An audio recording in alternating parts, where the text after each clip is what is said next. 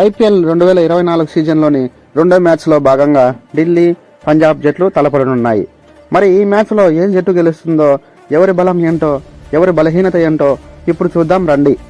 Cricket అభిమానులు దాదాపు 2.5 నెలల పాటు వినోదాన్ని అందించే ఐపీఎల్ 17 సీజన్ శుక్రవారం గ్రాండ్గా స్టార్ట్ అయింది.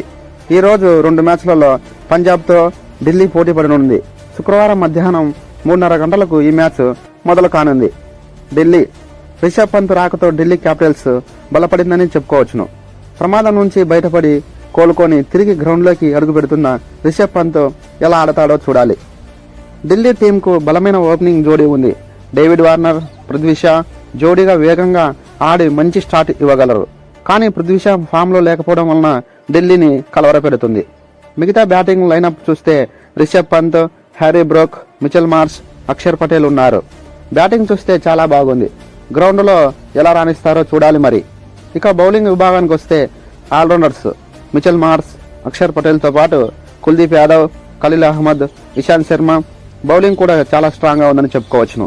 కానీ గ్రౌండ్లో ఏ విధంగా ఉంటుందో, ఎలా ఆడతారో ఈరోజు చూడాలి. ఢిల్లీ బౌలింగ్ కంటే బ్యాటింగ్లోనే బలంగా ఉందని చెప్పవచ్చును. బౌలింగ్లో ఒక కుల్దీప్ పైనే ఎక్కువ ఆధారపడాలి. పంజాబ్ కింగ్స్ శిఖర్ ధావన్ కెప్టెన్సీలో పంజాబ్ కింగ్స్ జట్టులోని ఆటగాళ్లను చూస్తే సూపర్ స్ట్రాంగ్గా కనిపిస్తుంది. కానీ ప్రతి ఏడాది ఈ జట్టు మాత్రం బాగుంటుంది, గ్రౌండ్లో చితకల పడిపోతుంది. ఈ సీజన్లో కూడా పంజాబ్ బ్యాటింగ్, బౌలింగ్లో కూడా చాలా స్ట్రాంగ్గా ఉందని చెప్పుకోవచ్చును. శిఖర్ ధావన్, ప్రభు సిమ్రాన్ కలిసి ఇన్నింగ్స్ ఆరంభించే అవకాశం ఉంది. ఢిల్లీతో పోలిస్తే ఓపెనింగ్ కాస్త వీక్గా కనిపిస్తుంది. తర్వాత బ్యాటింగ్ లైనప్ చూస్తే లివింగ్స్టోన్, రోషవ్, జితేష్ శర్మ ఉన్నారు. ఈ ముగ్గురు కూడా ఫారెన్ ప్లేయర్స్. ఈ ముగ్గురులో ఒకరికే ఛాన్స్ ఉంది.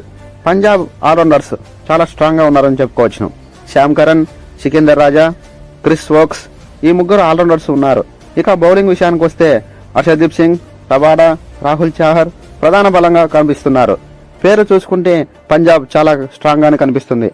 ఇరు జట్లు బలాలను పరిశీలించిన తర్వాత ఈ మ్యాచ్లో పంజాబ్ విజయం సాధించే అవకాశం ఉందని చెప్పుకోవచ్చును.